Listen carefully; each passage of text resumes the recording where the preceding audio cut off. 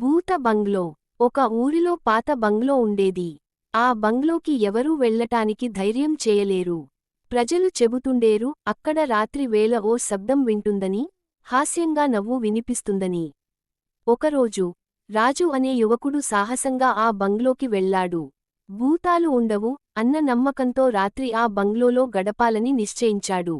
Torch తీసుకుని లోపలికి ప్రవేశించాడు. గడియారం 12 మోగిన తరువాత ఓ చల్లని గాలిపోటు వచ్చింది. తలుపులు తడుముకీ తడుముకీ చప్పట్లు వేస్తున్నాయి. అప్పుడు పైన నుండి ఓ నల్లని నీడ మెదలింది.